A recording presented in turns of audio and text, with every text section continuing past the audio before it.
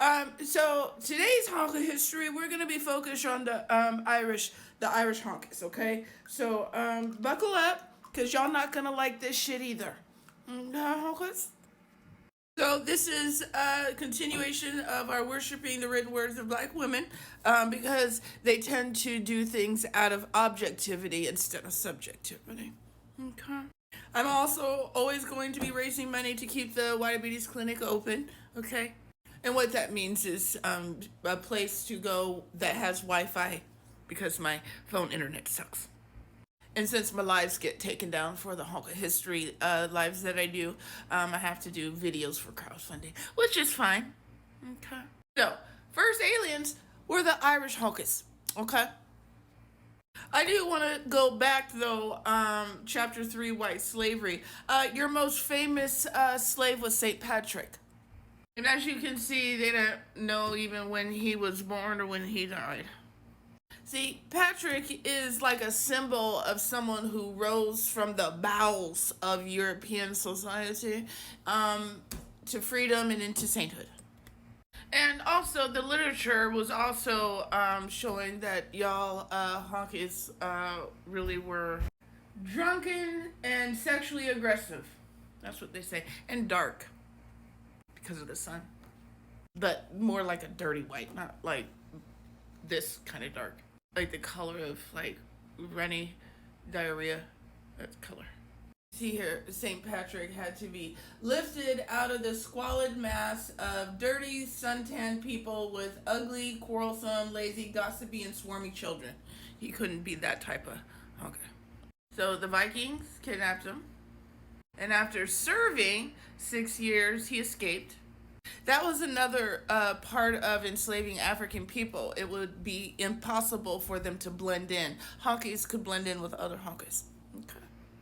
And it was divine intervention, and then he turned around and committed mass genocide on his own people. And you guys still have a holiday for him, I guess, here in America. Mm-hmm. That's really weird, don't you think? Irish honkies. So here, Ms. Painter points out that the idea of blackness still plays a huge role in America.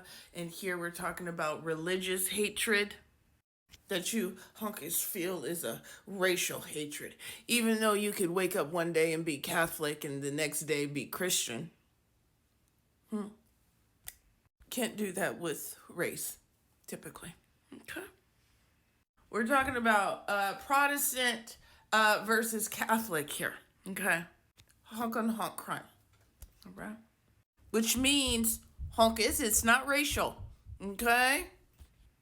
It's something that can be changed. Okay. So this next part should sort some of that honka shit out for you. Irish Catholics were white, and especially in the South, white enough to hold themselves above black and Chinese people in the name of whiteness, otherwise known as honkiness. Okay. And if you can see here, it says anti-Catholic, not anti-honky. Okay? New York rejected you. Didn't want anything to do with you Irish honkies. Jersey didn't really care too much about you Irish Catholic honkies. Okay. Now remember Beaumont? The honky that was writing all that shit? Well, this is where that comparison to black people and Irish come from.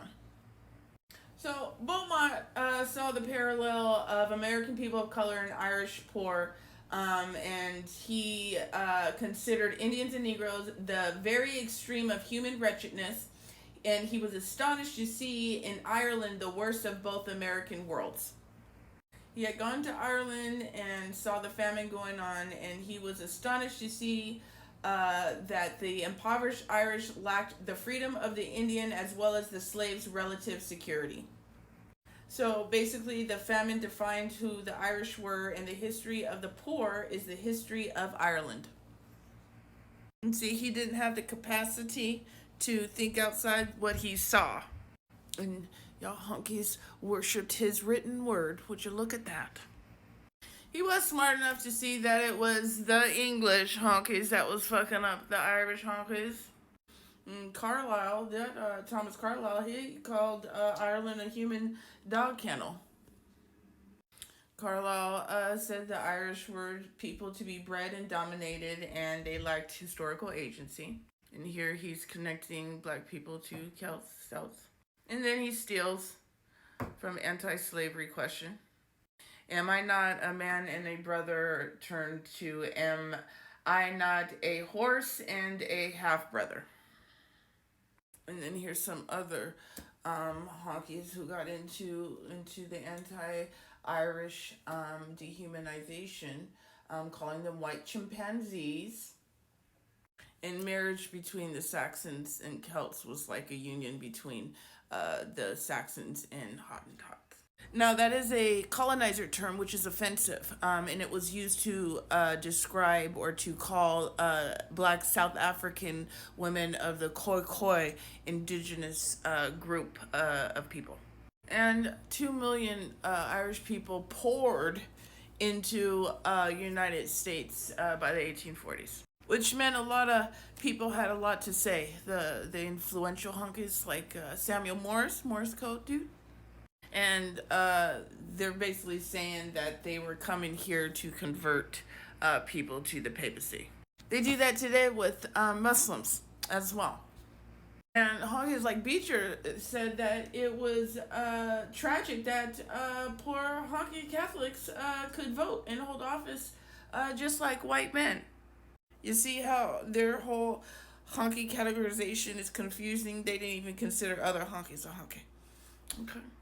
And Beecher incited honk on honk violence.